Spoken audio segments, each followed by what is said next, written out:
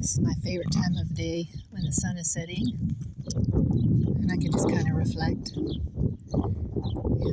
I love to reflect on horsemanship. My all-time favorite thing to do. You know, when I first got into horses, I thought, what? You put a saddle on them, a bit in their mouth, put your feet in the stirrups, you kick them to go, and you pull them to stop. How hard can that be, right? And yet here it is years and years later, and I have deep dived into this topic. And not to be like a control freak dressage type person, you know, where they measure how many inches between each footfall. I think that is absolutely obsessive and frickin' weird, because in nature, horses sure as hell don't measure where their feet.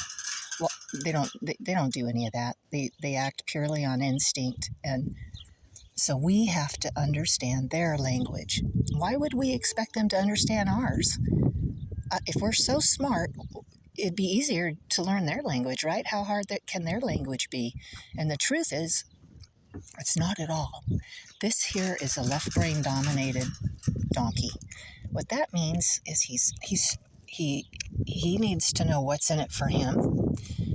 He loves food for an incentive, like treats. Whereas this girl, she's right-brained, and she really doesn't care about the treats. She just doesn't want you to get upset with her, because she is very sensitive, and what motivates her is comfort and safety. And because I know this, I can bring out the very best in these animals without touching their confidence or dignity whatsoever.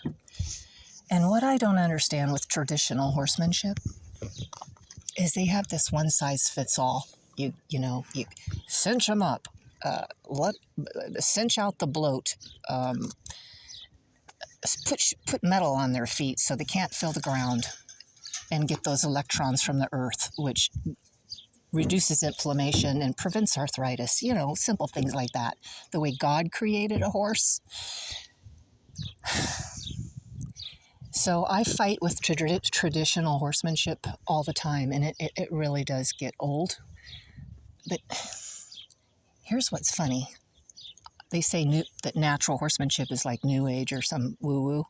No, it started as natural horsemanship. The ancient people did not saddle up. They didn't put metal bits in their mouth. And we know this because there are carvings on marble and rock and petroglyphs showing soldiers on horses in battle without a bit in their mouth or any reins. They knew how to ride naturally with their balance, by weighting one side of their body, maybe a little bit with their... there's just really natural ways to do it. But the number one rule is never go antagonistic against your horse. Don't fight your horse. And fighting could be, oh, my horse wants to go left and I want him to go right. That's a battle you just picked with a 1,500-pound prey animal. Good luck to you.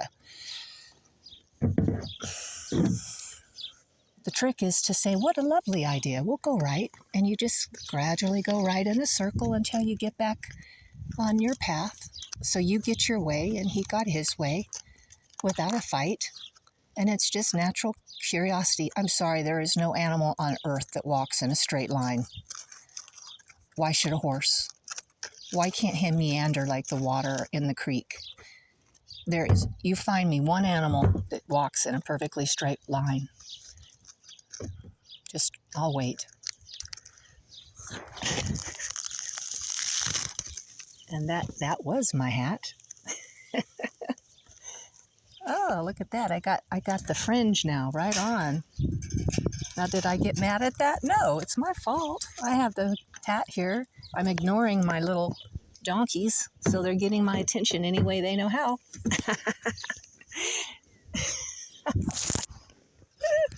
Here, watch out. I'm getting off my barrel. Whee! My soapbox. Have a great week, everybody. God bless America.